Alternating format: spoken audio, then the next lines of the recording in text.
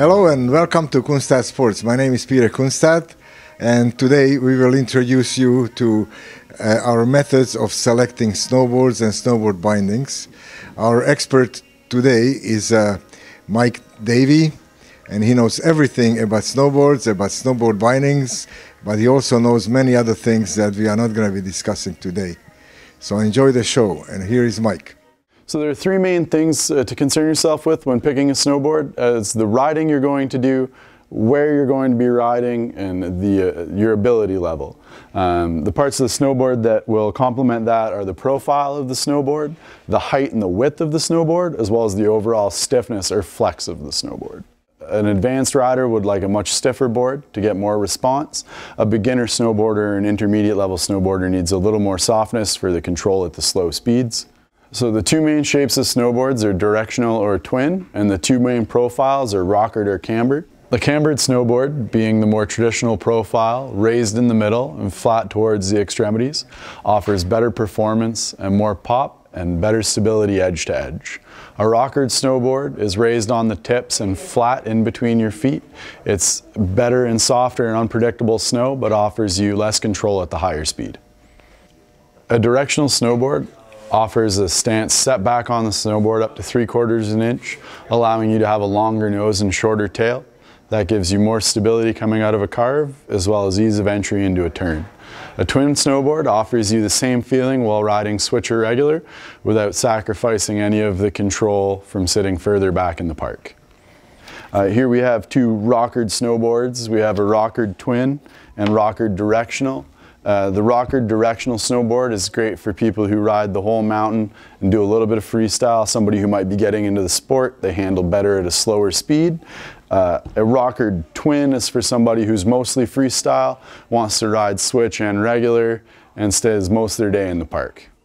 Here we have the two main styles of cambered snowboards. We have a directional cambered board as well as a cambered twin. The directional cambered board is better for your free riders, your all mountain riders of intermediate or advanced level.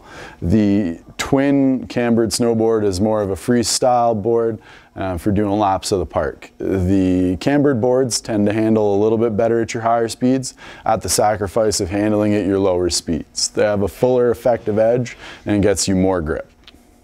So when considering which binding to pair with your snowboard, you definitely want to get a binding that will complement the snowboard as well as your rider ability and style of riding. As far as stance is considered, the stance is easily adjustable and mainly preference. You can adjust it at home. It's super easy whether you want to change the angle, the position front to back, or left to right. The first of the three types of bindings we're going to talk about is the speed-in style of binding, a binding that offers great ease of entry from the back rather than having to sit in the snow, kick your heels in and clip in for each run.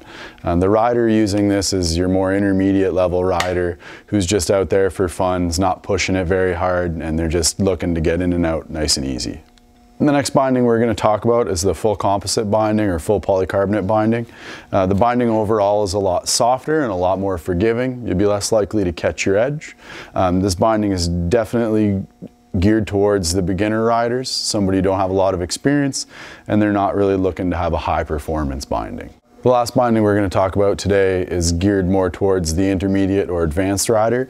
It has a base plate and aluminum heel cup that just stiffens up the chassis of the binding, offering you a lot more response when carving edge to edge or when launching off a large jump.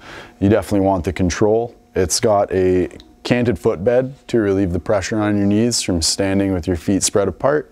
As well as a forward lean adjustment to change the angle of attack on the binding, making sure that you have all the performance you need. So here you have it. I hope you enjoyed the show and learned how to select snowboards and snowboard bindings. Please be aware that we have another video, accompanying video about selecting snowboard boots. This video also features our expert Mike Davey, and I hope you'll enjoy it as much as you enjoyed the video on snowboards and bindings.